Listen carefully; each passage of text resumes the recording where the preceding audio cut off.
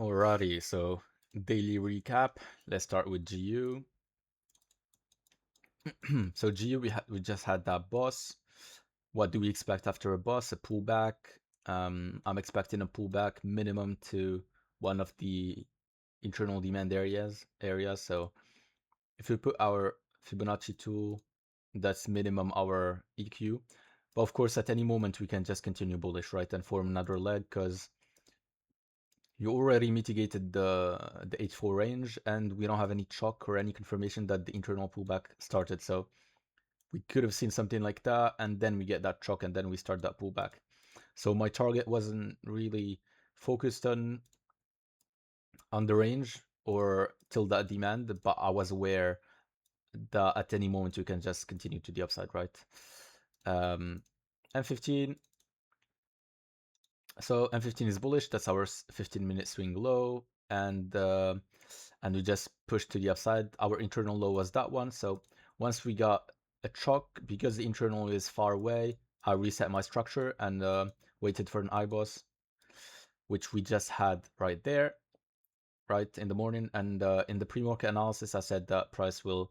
I was looking for LC to A from this supply, as it has inducement. It's the extreme, so it's a very high probability supply to look for short from. So when I came around my desk, it was about 6:30.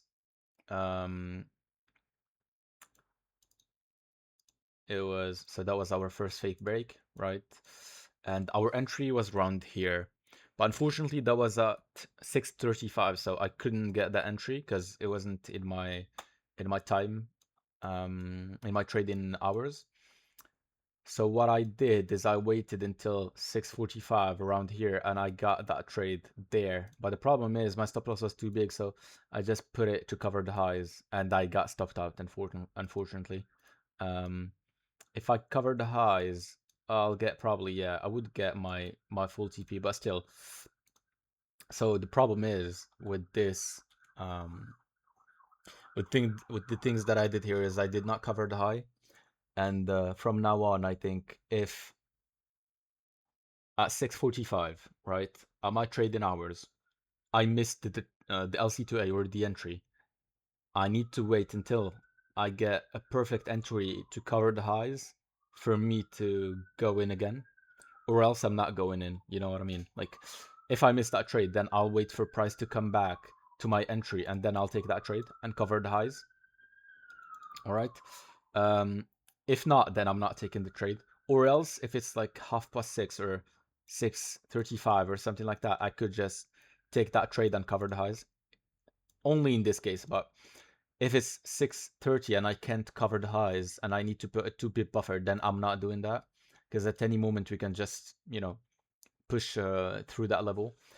But if I'm covering supply area, then that's fine. I can do that. So I think from now on, I'll probably just um, wait for price to come back to my entry and then get the trade again. That's okay. We got lost there, which is fine. And what happened next is that price gave us another chalk right there and a fake break. So another LC to A. I got my entry exactly around that moment, 6.5 stop loss. So just to cover 6.5 pips stop loss, just to cover the highs. And yeah, my TP was around 1 to 6 because I risked only like 0.9%, and I needed 5.5% to pass my phase 2, my phase 1. So that was the trade, and we just ran through it and smashed through it. Also, one thing that I liked is that we didn't have any unmitigated demand on that whole leg that can stop price, and price just kept on melting, right, and continuing to the downside. So this was a very beautiful trade. Price gave us 1 to 8.8. If I risk 1%, that was 1 to 9 nearly. Very, very beautiful to our first unmitigated demand. So that was good as a target. That was the first target right there, and it was very good. So with that trade, I passed my 200k phase 1. Very, very good. Now we created a new internal structure right there. We have the flip, which is this one, left us with one unmitigated supply. We still have these two supplies that are unmitigated, right? We mitigated demand. Let's see what will happen. But for now, yeah, for now I'm waiting to see more development on the H4, waiting for price to potentially pull back to some sort of demand and then give us any sort of, you know, IBOS on the M15 to then play that continuation to the upside, right? Yeah, so for now that's M15 weak high, M15 strong low, right? We have some demands along the way. That's another demand right there.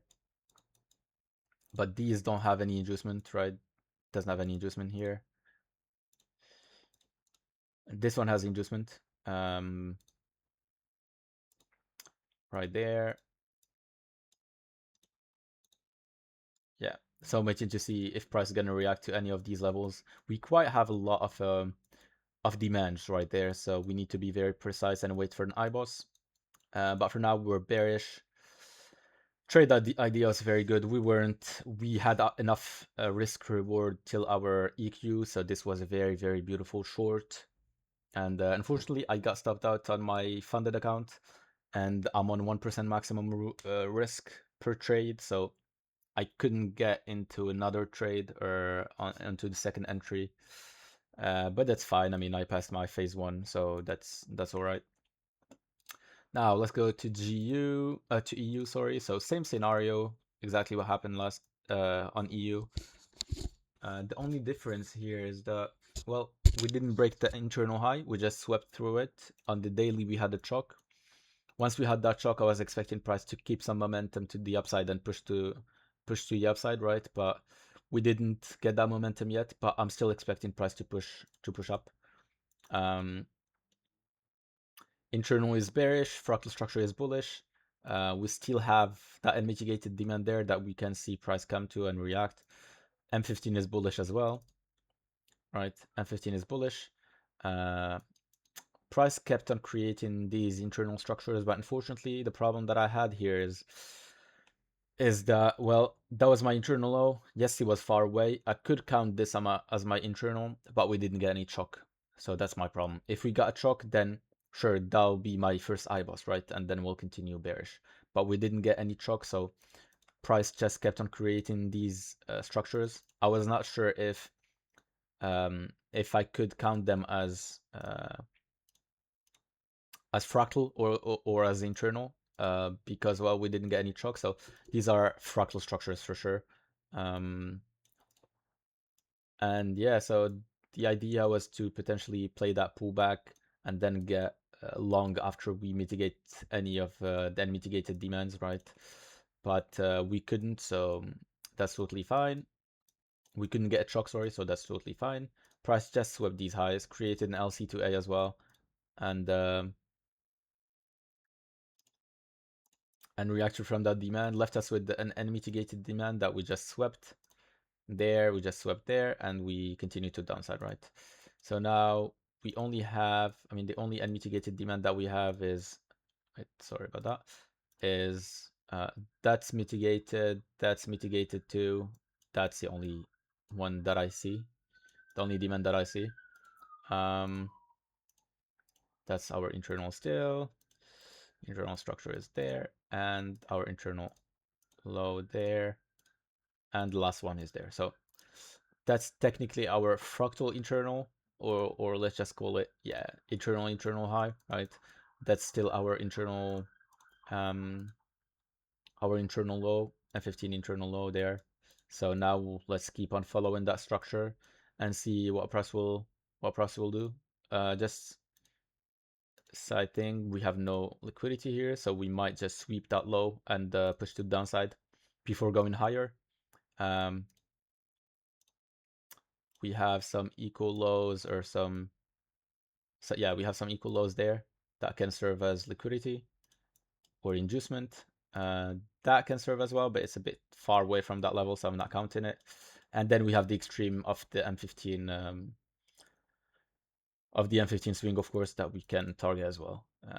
But for now, that's our structure: M15 swing low, and that's our M15 swing high. It's the weak M15 high. That one is weak, and that was a strong. So at any point, we can see price continuing to the upside. Let's see what will happen. I like this H4 demand, but the problem with that is that it doesn't have any inducement, so we just need to be careful, wait for more confirmation, and then we'll decide what price will do for tomorrow. But for today, unfortunately, we didn't get any, any confirmation entry on EU. But that's fine. That's totally fine. We got one on GU, got a beautiful trade. And yeah, so let's see what price will do for tomorrow. I think we have no news for tomorrow, so it should be all right. We'll see if we can get any tips. For instance, the thing to keep in mind is if I miss an entry, just wait until I get more confirmation or price go up to my entry point and then I get the entry, cover the highs as well. I think that's the lesson to learn here. And I was still patient in this trade. I liked how patient I was. I just kept the trade. I didn't move my stop loss to break even, was anxious or anything. I knew that we had no unmitigated demand that could stop price from continuing lower. EQ was far away. Any demand on discount was far away, so price just tripped to the downside, and I kept holding it until our 5.5 R, so which passed us our phase 1, by the way, on 200k.